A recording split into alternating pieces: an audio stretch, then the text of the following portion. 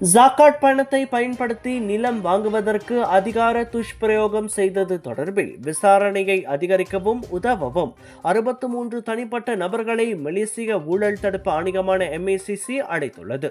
Penang நில கொள்முதல் பரிவர்த்தனைகள் மாநில அரசாங்கத்தின் மூத்த அதிகாரி ஒருவர் அதிகார துஷ்பிரயோகம் செய்ததாகவும் மீதமுள்ள வீட்டுக்கடனை செலுத்த ஜாக்காட் நிதியை தவறாக பயன்படுத்தியதாகவும் 63 நபர்களிடம் வாக்குமூலம் பதிவு செய்ய MACC சம்மன் அனுப்பியுள்ளது. வாக்குமூலங்களை பதிவு செய்ய அழைக்கப்பட்ட நபர்களில் மாநில இஸ்லாமிய சமய மன்ற உறுப்பினர்கள், முஃப்தி, மாநில செயலாளர், நிதி அதிகாரி, சட்ட ஆலோசகர், மாநில இஸ்லாமிய சமய மன்ற உறுப்பினர்களின் அதிகாரிகள் மற்றும் ஊழியர்களும் அடங்குவர்.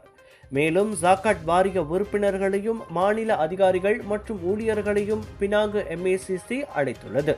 இதனிடையே இது தொடர்பான விசாரணையை பினாங்கு MACC-யின் இயக்குனர் டத்தோ கருணாநிதி சுப்பையா உறுதிப்படுத்தியதோடு இந்த விவகாரம் 2009 ஆண்டின் MACC சட்டத்தின் 23வது விதியின் கீழ் விசாரிக்கப்படுவதாக தெரிவித்தார்.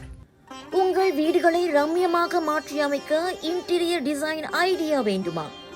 ஸ்ரீ வெற்றி ஸ்டோ ஹவுஸ் உங்களுக்கான தீர்வு. இல்லத்தை தனித்துவமாக மாற்ற இந்திய பாரம்பரிய கலைகள் அடங்கிய பல ரகத்திலான மரச்சிற்ப வடிவமைப்புகளுக்கான ஒன் ஸ்டாப் சென்டர்.